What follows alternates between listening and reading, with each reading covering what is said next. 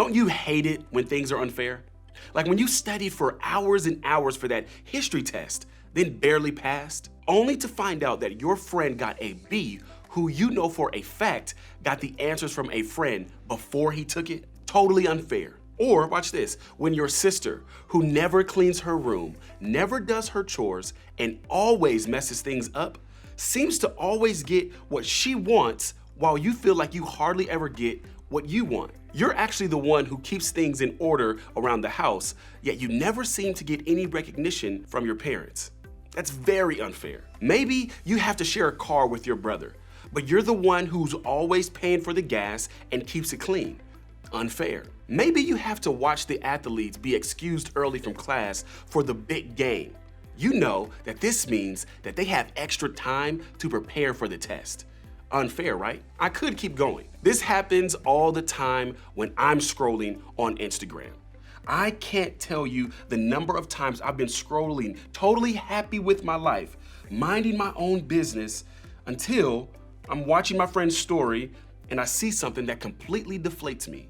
She went to my favorite vacation spot for the weekend. Wasn't she just there last month? He got to go to the concert I was dying to see, and it's all over his story. His family is still together, which means that he doesn't have to change houses every weekend like I do. She and all of her siblings are good at every sport they play, and I'm pretty sure all of them have been offered full ride scholarships. He has the latest Adidas kicks while I'm stuck wearing last year's shoes.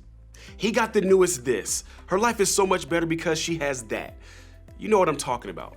I can go from feeling good about life to feeling like life isn't great in about 10 seconds. All of a sudden, I'm not just disappointed, I'm ticked off. It's just not fair. And you know this already. In addition to feeling miserable, when we do this, we start to assume that other people have the perfect life. We look at what they put online and then match it up to what we know is true about our current reality.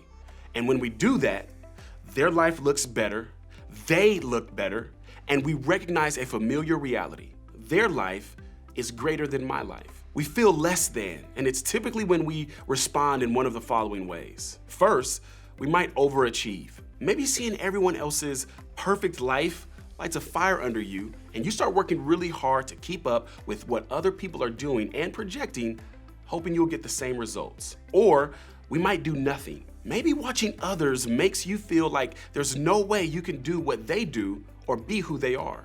So why even try? Maybe we just play it over and over in our minds, whether it's anxiety, sadness, jealousy, or motivation to go out there and make your post look better. You may find yourself unable to think about anything else. No matter how we respond, the result is the same. It feels bad. That's what comparison does. Here's the tricky thing about comparing our life to someone else's. We know ourselves too well. We know and live the good, the bad, the happy, and the sad. And we know that places like social media are designed to display the highlights of life, just the good stuff. That's why we will do everything we can to make sure that others only see the highlight reel of our lives. We aren't going to post about that fight we just got into with our girlfriend, on our real Instagram at least. But we will post a fire photo of ourselves, and we may even take that one photo 30 times just to make sure that we have the right lighting, look, filter, and angle. Or we rewrite the same funny comment 30 times to make sure it's actually funny. Admit it. You've totally done that. We've all perfected the art of projecting the life we want others to think we have, even if it doesn't match the life we actually have. And here's what's crazy. We forget that everybody else is doing the exact same thing. They're posting their best life, not their real life. But somehow our brains trick us into believing that their highlights are the whole story. Let me say it another way. When we compare ourselves to others, especially on social, we believe things about ourselves based on someone else's half-truth or fully fake display. Comparison has become such a norm in our culture that most of us don't even realize that we're doing it. The good news is that what we're going to talk about in the next few minutes will not only help us recognize when we're doing it, but it will also help us understand what to do about it.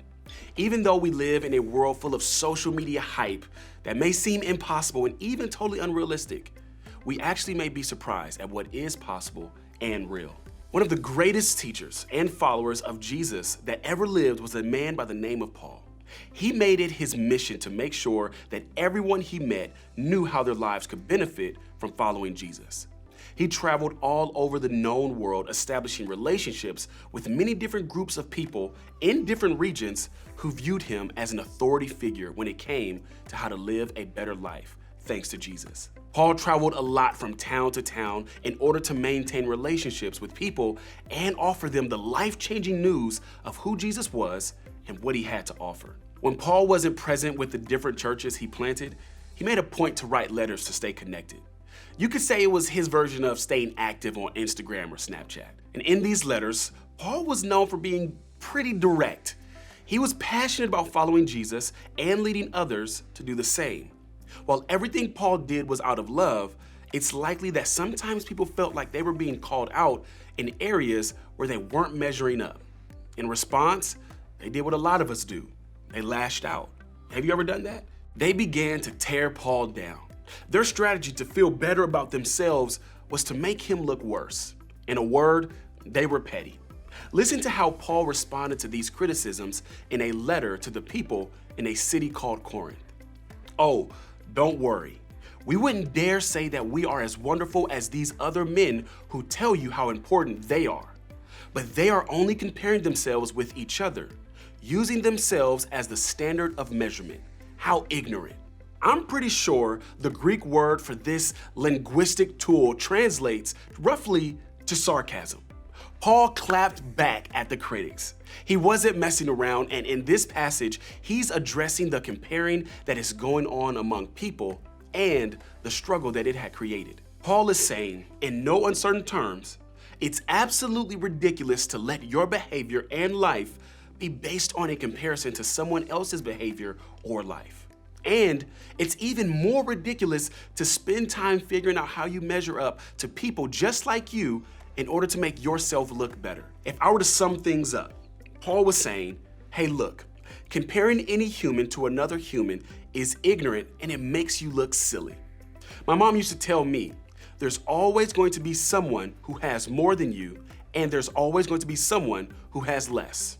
Her point wasn't for me to focus on people who had less so that I feel better about myself. Her point wasn't for me to focus on people who had more so that I would stay humbled. Her point was that comparing with others was pointless. It was a game I would never win.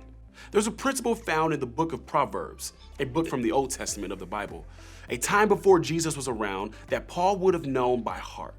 It says this, "Above all else, guard your heart, for everything you do flows from it." Solomon, the man who wrote this principle, was passionate about how important it is to guard our hearts. Why? Because what we do almost always comes from what we believe in our hearts. Our hearts matter because they control everything else. So we should guard our hearts. The opposite, one of the quickest ways to destroy our hearts, is comparison.